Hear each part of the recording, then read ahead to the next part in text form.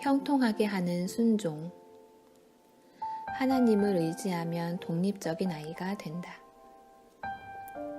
현대 교육은 아이의 독립성을 주장한다. 아이 스스로 삶을 개척하도록 교육해야 한다고 말이다.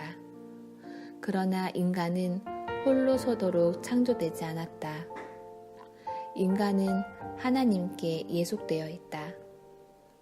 성경은 인간의 홀로서기를 인정하지 않는다. 아버지로부터의 탈출을 꿈꾸고 독립을 선언했던 탕자는 홀로서기에 실패했을 뿐만 아니라 타인과의 관계나 자연과의 관계에 실패하고 만다. 그는 스스로 다시 아버지께 예속되기를 원한다.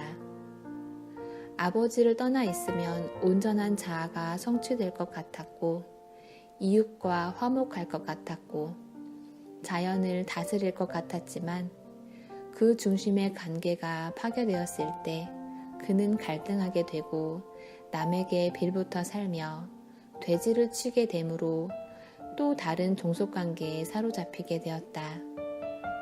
결국 아들은 다시 아버지에게 의존하는 관계로서 자기 위치를 찾는다. 아이들의 하늘나라에 대한 민감성은 인간은 누군가를 의지하지 않으면 안 된다는 것을 감각적으로 인식한다. 아이의 첫 의뢰의 대상은 부모이다. 아이는 부모에게 전적으로 의존한다. 부모의 사랑을 의지할 때 본능적인 두려움에서 해방되고 평안을 누린다. 하나님은 자신의 자녀를 부모에게 의탁하셨다. 부모는 사랑을 선물로 받아 그 자녀에게 기꺼이 의지가 되어준다. 아이들은 아주 작은 일에도 자신의 연약성을 드러내고 사랑을 한없이 갈구한다. 자신의 연약성을 부끄러워하거나 사랑받기를 쑥스러워하지 않는다. 아이들은 작은 어깨를 어른들 가슴에 마냥 기대려 한다.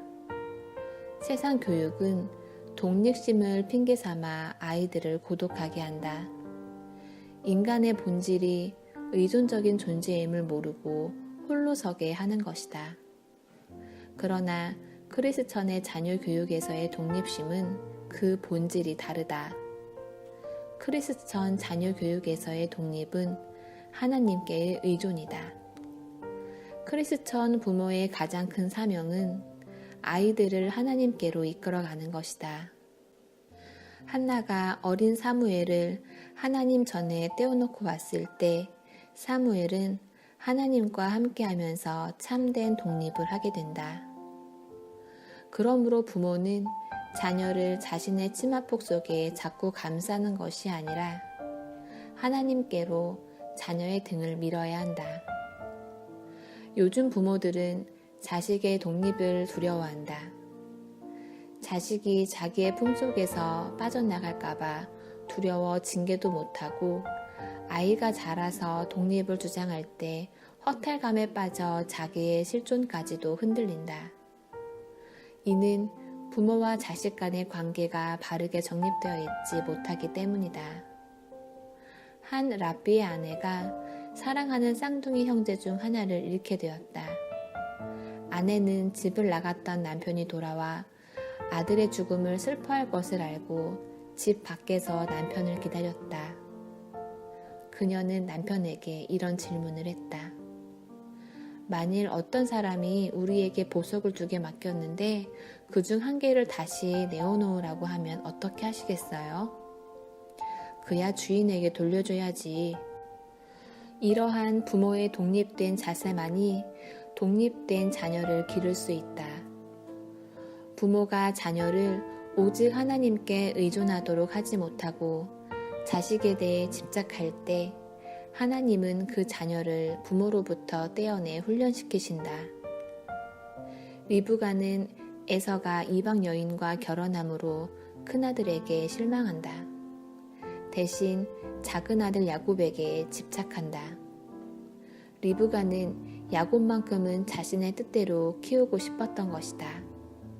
그러나 하나님은 야곱을 리브가의 치마폭에서 떼어내 돌베개를 베고자 하는 그에게 나타나시고 그 삶이 전적으로 하나님만 의뢰하도록 하신다.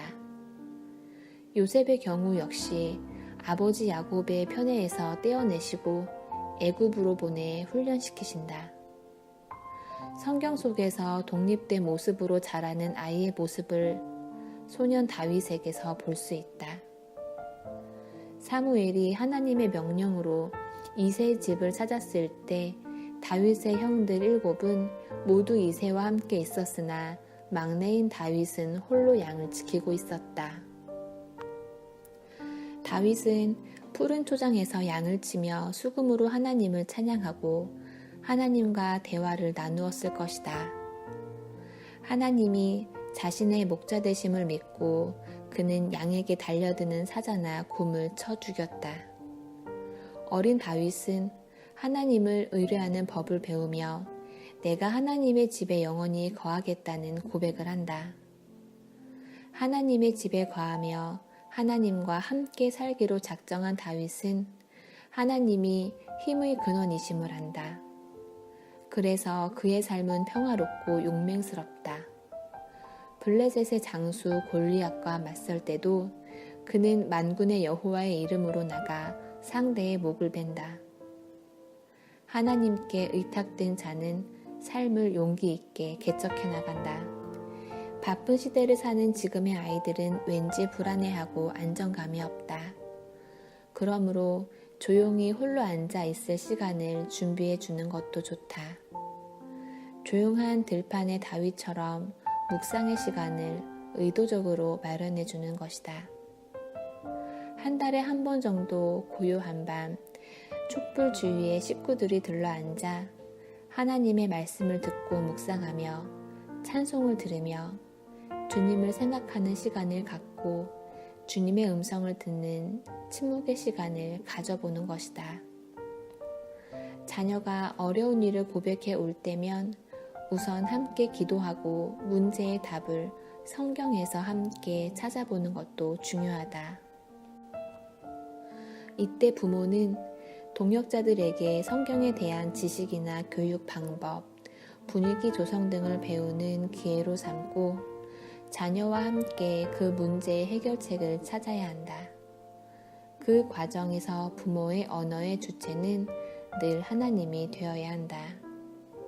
그 문제를 하나님께 여쭤보렴. 우리 하나님께 함께 기도하자. 하나님께서는 성경에서 이렇게 말씀하셨단다. 하나님은 이렇게 우리를 가르치시는구나. 하나님께서 나의 기도를 이렇게 들어주셨단다. 그 문제를 하나님께서 해결해 주셨으니 고맙구나. 감사드리자. 하나님이 우리와 함께 하신단다. 무슨 일을 시작할 때나 선택의 갈등이 있을 때에도 우선 하나님의 뜻에 맞을까 생각해 보자 하며 가정에 늘 하나님의 자리를 내어놓는 것이다. 그러나 하나님을 간섭하는 자라고 생각하게 하는 역효과를 내서는 안 된다. 하나님을 우리의 문제를 해결해 주시는 좋은 분으로 알게 하려면 먼저 부모나 교사의 언어가 애정어린 분위기를 담고 있어야 한다. 그러므로 아이가 부모나 교사가 자신의 문제에 대해 무성의한 것처럼 느끼게 해서도 안 된다. 함께 기도하며 격려해 주는 일에 온 정성을 쏟아야 한다. 하나님께 의뢰하도록 교육된 자만이 다윗과 같은 고백을 할 수 있다. 온 땅으로 이스라엘의 하나님이 계신 줄 알게 하겠고 또 여호와의 구원하심이 칼과 창에 있지 아니함을 이 무리로 알게 하리라. 전쟁은 여호와께 속한 것인즉 그가 너희를 우리 손에 붙이시리라. 사무엘상 17장 46절 47절. 이런 고백을 하는 자만이 하나님의 영광을 드러낼 것이고 삶의 모든 문제를 담대하게 승리로 이끌어갈 것이다. 부모 또한 자녀 앞에서 부족한 것을 숨기려 해서는 안 된다.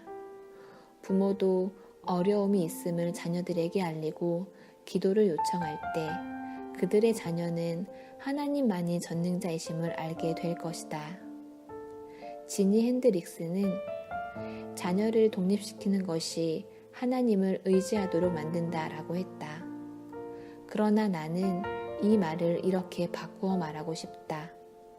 하나님을 의지하도록 만드는 것이 자녀를 독립시키는 것이다.